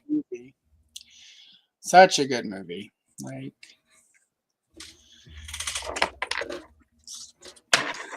I still sometimes say "atta girl," and every time I do, it's that old drunk lady that I'm trying to channel. You have to have heroes, kids. You gotta have heroes. Old drunk office lady. Even I would have been like 5 or 6 at the time. Even at 5 or 6, my hero was the old drunk office lady. It's like I always knew. I always knew. Pick her. Don't pick Dabney Coleman. Oh my God, kids, do not pick Dabney Coleman. If you're gonna be anyone in the situation, you're not picking Dolly, Lily Tomlin, or Jane Fonda. Pick the old drunk lady. This is atta girl. Oh, don't pick Roz, like the office snitch. Oh no, forgot about that one. That's blue. That's not Still purple. Magnolias is so good. We used to go every year when I lived in Louisiana. We would go to Natchitoches for the Christmas festival, which is where they filmed big parts of that and all the Christmas lights. What'd you call me? Natchitoches. Okay. The Christmas lights, yeah. And that is one thing I do miss about Louisiana, is being able to go see the Christmas lights every year. And they would have like all the food, like the booth you saw in the where they're doing the crawfish. You get your crawfish, and you could go like sit on the riverbank and look at the lights and eat crawfish, or sometimes pizza. I would sometimes get pizza because crawfish can be messy. Very. You got to be in a mood for crawfish, y'all. But yeah, I like them, but I put crawfish in the same category as crab legs. Like I really like them, but when I'm hungry, I don't want to do all that work just to get to it. Same. Like whenever I discovered lobster, I was like, guys, I will just stick to lobster because for the amount of work it evens out for me. Whereas not so much with crawfish. Yeah, it's a lot of work. And then I found a place that would shell the crawfish for me. I had to spend like an extra $5 to get them shelled, but it was well worth it. That was my next question: was how much more expensive was that? Because in 90s, it's a pain in the ass. Yeah, in 90s money, it was like $5 extra, which would be like 30 now, I'm sure. Yeah, but it was worth it, and then or I get like a crawfish po' boy from there. Yeah, man, there's just something about a po' boy sandwich, and it don't really matter what else is on it. Yeah. There's this place in Lake Charles called Daryl's, and they have a Daryl's special po' boy, and it's got like 7 kinds of meat, a pickle, a bunch of cheeses, and then like it's almost like a French dip and you get the special sauce on it. That was so good. I would drive for 45 minutes sometimes to go get a Daryl's special.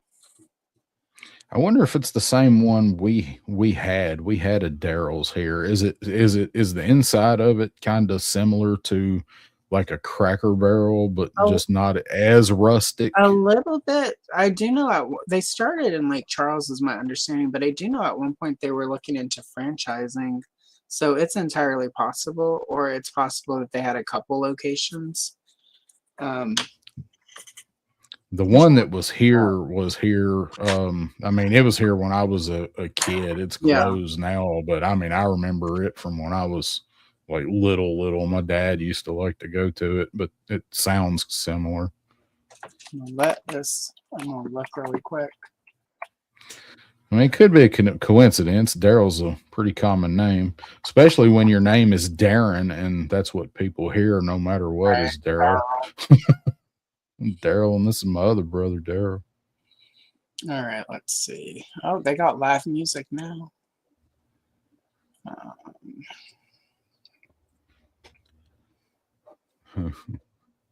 Mighty pull all today's themes together somehow. Right. Looking at, looking through the comments. Hadn't looked at it. So it looks like it does not look like they're a chain, and they've only got the one location. Let's see. Click on About to see if they ever had other locations. Since 1985, no. Okay. It's possible somebody like borrowed. And different Daryl. There's probably many different Daryls in the world. One of them was the best thing about The Walking Dead. Yeah, he was actually. He saved that show for like 4 seasons. The Walking Dead for me was such an interest, because the first season, I will say, like I was at first excited when they started to diverge from the comic. Whenever Rick doesn't shoot what's his face in Shane. Shane, and you're like, oh wow, this is gonna be different. And then Daryl, what is the name of the character again that he ends up with, the woman? Oh gosh, what is her name? Yeah, the lady whose daughter Sophia. Oh, Carol. Carol, right? Because Carol is a nothing character in that comic book. she's Right. like one of the worst characters, and she turns out to be one of the best characters. So like there's some, like, so that was cool to me. However, I will never forgive them for how they ruined Andrea as a character and it was because they hooked her up with Shane. Like Yeah. she was such a kick-ass character in the and it looks like they almost had fixed her, right, when the season they brought in Michonne. Oh yeah. And then she and Michonne had teamed up, escaping from the governor and stuff. Governor. And then they ruined it. And then they killed off Glenn the exact same. And if you're upset about these spoilers, I do not care because I stopped watching when they killed Glenn. Oh, you're one of those, huh? Gave up when they killed Glenn. Well, it's like that's when I stopped reading the comic. I gave the comic book a long time after that. Okay. And the reason I gave up when they killed Glenn is because up until that point, they were willing to change the comic story, right? And I had put up with them ruining Andrea because Carol ended up being so kick-ass. Yeah. And there are a few other things that they changed that I was like, okay. And for me, them killing Glenn in the comic, I didn't ever like. I felt like it was, it felt cheap to me, right?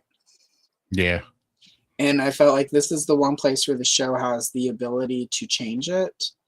And then they made it even more violent and unpleasant. It made it even worse. It was worse than it was in the comic. And I'm like, I'm done. Because I feel like to a degree, it's kind of why I gave up on Game of Thrones. Because after a while, I got sick of, which character do you love from the show that we can do terrible, horrible things to this week? Yeah. And it kept getting worse. And it's like every week on Game of Thrones, it's like terrible, terrible, awful, horrible things, dragons, titties. And I was like, see, there's a couple wieners in there too. So. There were some wieners, so it kind of worked out until it just didn't. Like it feels weird in your 50s to refer to somebody as your boyfriend. But that's the best term for what it is. For a long time, he'd be like, well, are we going to watch Dragon Tits Sunday night? That's great. Because it was like Dragons and Tits. There were some wieners there. There were some good wieners in it. Let's not detract.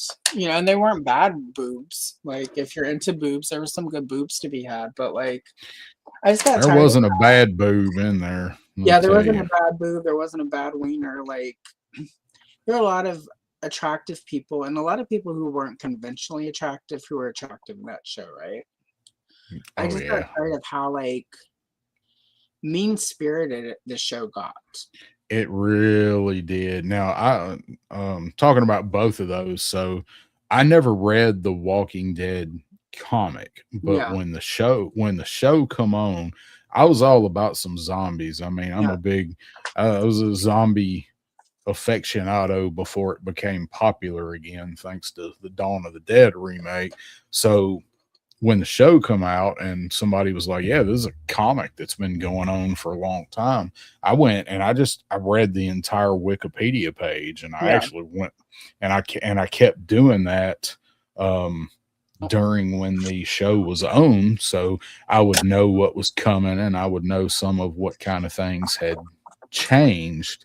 And same thing with Game of Thrones. Like, I'd never read the books, so the show was the only canon I had for it, and I felt that way too. I was like, man, this like they're just doing stuff for shock value on this show. Like, nobody's safe, and they just randomly kill people off for the hell of it, just to have water cooler moments. Yeah, and I just I didn't read the comic myself until the show came on. My brother, 1 year for my birthday, sent me a bunch of the comics.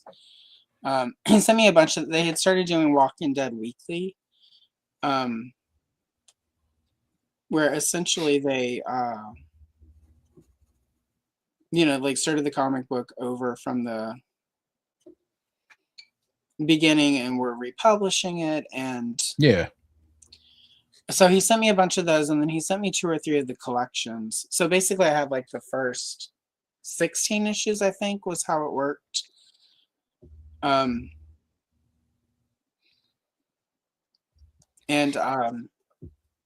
they were pretty good. I enjoyed them, so I started getting it every month, and then still weekly whenever the weekly, and then the weekly comic ended. But it ended around the time that the new stuff started, so I was able to like basically be caught up. Yeah. And then start reading all the monthly issues that I had been not reading, and get caught up. And so it was good. And but then between the comic and the movie, the TV series, it was like every month was just how shocking can we get? What can we do to like shock you this month? And like it just got to be too much for me. Like, and then they killed Glenn in the comic. I made it a year or two after they killed him in the comic, but then whenever it happened in the TV show, I was like, this is just too much. So you obviously knew what was going to happen to Glenn, and then saw that they were probably going to follow the same path as they did in the comics. And from hearing people talk about it and reading the Wikipedia and learning about it and past catching up, so I knew that was coming for Glenn, but I just always imagined like the poor people that had no idea that Glenn died in the comic, and that was how he died. Well, not only that, but like there was, and part of it was like I knew it was coming, but then they spent like a season, like a big part of that season where like they kept sort of like he almost died a couple times, right? Yeah, they fake killed him twice. Wait, sorry about that. Wow. Welcome to space. Right? Not racists in space. Right? There we are. My camera died, and trying to switch to the other phone is always kind of a thingy. Yeah, it's always a challenge trying to do any kind of switching on StreamYard. Yeah, StreamYard actually, I moved my camera when we started from seeing me to this top-down view. I have 2 cameras. This is my review camera, but when I try to swap them on StreamYard, it won't recognize one of them when I swap back. Yeah. So I just moved this one. I go through the phone for like the page, whatever I'm coloring, and when I have to switch phone, because whenever I upgraded my phone, it was so old that they didn't want I wasn't going to get enough of a discount on the old one that I just kept it, and I use it sort of for stuff. It's great. That's great. Yeah, use it just as a Wi-Fi streaming camera device. It's perfect. And I also like TikTok lives on the current phone. It's not on my regular phone. So that way I'm not on TikTok too much. Otherwise, I will. When it was on my main phone, I would get lost on some TikTok rabbit holes. See, yeah, that's the one I don't do. I never messed with TikTok. It's interesting because like TikTok, I enjoy it. I post some of my shorts over there. I don't put the time or energy into it that I do on YouTube, just because it's such a different platform, right? Yeah. And and it's fine. It's not I don't need to dominate, like I kind of like that I have mostly on YouTube, and I post some stuff on Instagram and stuff, but YouTube's my main jam. And I'm okay with that. Like I like having sort of my space. I get to create stuff on YouTube that I feel like is exactly, I feel like I have to compromise too much on Instagram and TikTok with my content. But I've gotten a few people who will watch my stuff on TikTok and then follow me over here and get more of the stuff. So it works for me. Yeah. Right? Well, yeah, I mean that's that's the goal. That's what you want. And See it's the me same over with there. Instagram, right? Like it's more about sort of the Instagram for the channel, and then the other one that I spam everyone with memes through and reels that's just me. That's where I post my cats. Uh, All 7 of them. But yeah, but it just, I don't know. StreamYard I pay way too much money for the quality of service through StreamYard these days. they're introducing them new features every week, though. They are, and so far none of them are good. Like none of Yeah, them. none. I don't use any of them. I'm just like, I don't need that. I just need the basic service you had when I signed up without having. It's like whenever they're trying to justify the increase. It's like instead of just increasing your price, just keep the same. Like I don't Yeah, I don't get it. I don't. I'm basically paying for the tier of StreamYard so I can change my background picture and get rid of the StreamYard logo because I do Same. not make the most out of paying for it with doing enough live streams. I try to fix that, but coordinating them and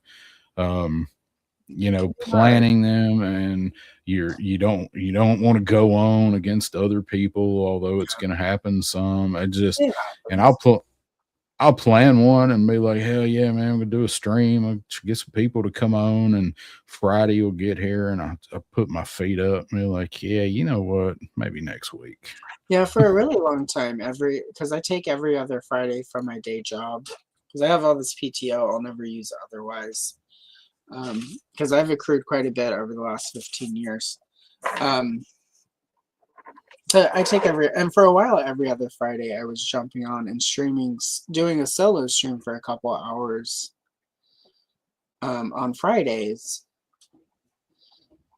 And then I was killing myself every month just trying to finish my regular content, but also like trying to like do errands on Friday. And I was just like, I'm just not going to do that stream for a while until it makes sense to do it again. Yeah. I'm okay with that. Like, I like doing the Sundays, and it doesn't mean I don't have guests every Sunday now. There's at least one stream every month that's just me on a Sunday. But I kind of like that, so. Yeah. Divide it up and break it up a little bit. Yeah, I want to go back to when we were talking about Walking Dead, about when they asked Glenn on the show, and so did you like that was it? Like you didn't watch it anymore? Couldn't even watch the episode. Like I knew it was coming. We got about half. Like I wasn't watching them live. I would watch them like the week after they hit. Okay. And Matt was watching them live at the time, and he was like, "Oh my god." Because I told him, there's this thing happening with Glenn, and I don't know how I feel about it. And basically, I don't know how I feel about going through it again. I liked him in the comic book. Like, he was a really good character. And Matt was like, "Oh, it happened." And at the time, we were watching Fear the Walking Dead 2. Which also was kind of like that, where anytime you got attached to characters, they were gone. Yeah. And that was so it was kind of fatigue because we were watching both of them, and I was a little bit behind on purpose, and just for me, like that's what I like about sort of modern TV is like if you've got the platform for it, you can watch it a day or two after, and and he was just like, it happened. And I was like, okay. And then like, he was like, hey, have you watched it yet? Because he wanted to talk about the next episode. And I'm like, I'm just not going to. So you can go ahead and talk about that because I'm done. And I have not watched any Walking Dead since. And I was kind of okay with that. Like, I was bad. I was wondering on how you did that and how you handled that, because at the time I was in a relationship and she lived with me, and that was like our show. Like she Yeah. was she liked zombie stuff, creepy stuff, Halloween's, Right. was our jam, and we were watching The Walking Dead, and I told her, like, it's like Glenn, Glenn don't make it. Like, Right. That's coming, right? And she's like, well, I had heard that, and whatever. And I told her like he how he goes.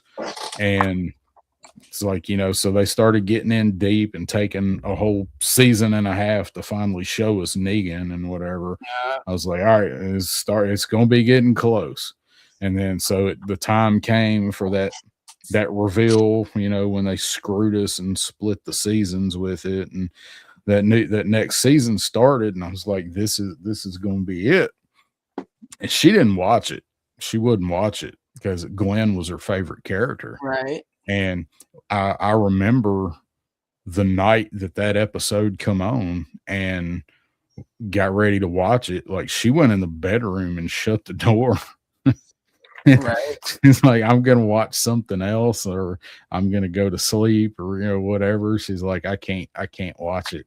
And after it happened, and then the next day, she asked me about it, and I said, yeah. I was like, it pretty much happened exactly like what I told you was in the comic. And yeah, don't watch that episode. And I don't think she ever watched another episode again after that. And again, I think if I had not gone through it with the comic, I probably would have been okay. But I couldn't. Like, I also realized, again, I was just ready to be, in general, like, I sort of have started thinking of it as like misery TV, where it's like the worst possible things that can happen. Yeah. And I guess in general, like, there's a show, I don't know if you've watched it at all, Yellow Jackets. I watched, I think I watched almost all of the first season, and I liked it okay, but something happened and I quit watching it, and I've never gone back to it. But yeah, I have seen some of it. I watched all of season 1. I quite enjoyed it, but at the same time, there was a lot of it that was just, I started thinking of it as misery TV, where we're waiting for like the trauma and the terribleness. I'm like, it's too real for me. So yeah. Anyway, we are at 2 hours, so we should probably wrap it up. Are we already at 2 hours? Yeah, it's 2 hours. So wow. Yeah, it went really fast. So really it sure did. I will. So I'm about halfway, not sort of through that. But there is the bazooka that I finished. Oh, it looks good. Bazooka. I like, anytime I get to do a bunch of greenery, I'm happy. Sadly, no time for Coco today, but we did talk about them. So, and we covered all the bases. We did. Let's see where you are on your Skeletor is looking good. Yeah, working on it. I need a darker purple. And then there was the Joe one. Get back out of my Let me put it back folder there. So really quick, Darin, where can the people find you? I am on 3-Star Drawl on YouTube and on Instagram, and that is Drawl with an L, because everybody types in draw and it takes them to something completely different. So do 2 live streams, do one on every Wednesday, one Wednesdays with my cousin. That one is Seven's Wild Down South Boys Talking Toys. And then the opposite Wednesday, I am with Crusty Old Crow up in Canada, and that one is the Backyard Battlefield. And it's mostly G.I. Joe stuff, but we do all kind of toy stuff. Try to have fun. We try to keep it lighthearted. There's a lot of drama and stuff in this hobby. And you just did the Barbara from 4 More Toys. Yeah, get he's right. He's actually right here.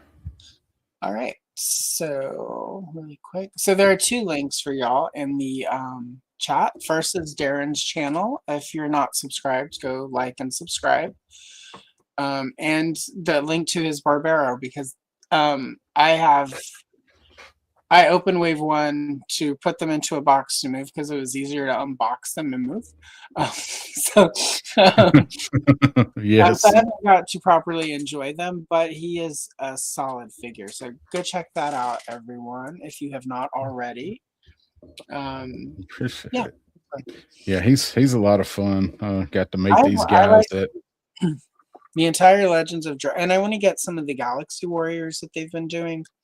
They're making some really cool toys.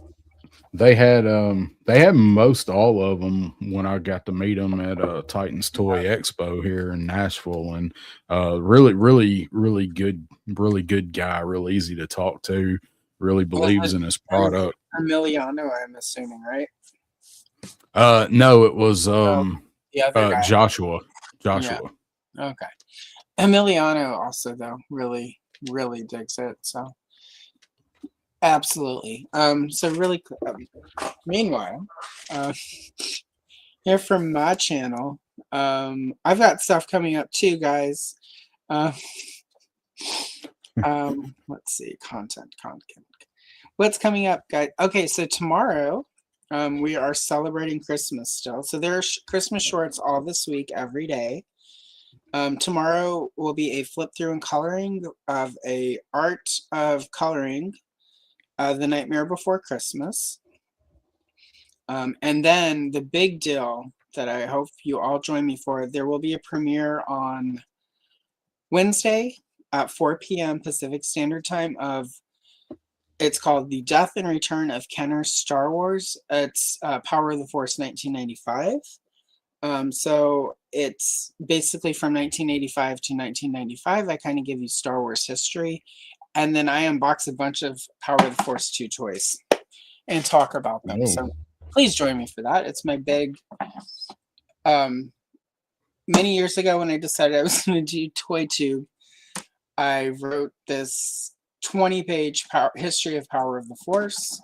Earlier in the year, Toy Geeks covered Power of the Force for a few weeks. So I cannibalized my script. And now I went back and cleaned up the script and restructured a little bit. And you guys get to see the video on Wednesday. So join us for that. I'm excited. That appropriately titled to 85 to 95. Yeah. Yeah, and it's all sort of how, because everyone just thinks Power of the Force showed up and everything was awesome, but Star Wars was slowly rebuilding through that whole time, and we do talk about the Bendums. So, oh yeah, we all love Bendums, right? If everybody had some Bendums, everybody had at least one. I still have like 4. I found them all unpacking, so at some point I'll do a Bendums history because why not? Anyway, on that note, we should head out, and we will leave you with this one final important question. Let me find it. Here we go. That we leave you with every week. The question of the ages, delivered by one Miss Phoebe Cates. I haven't made up my mind yet. Incidentally,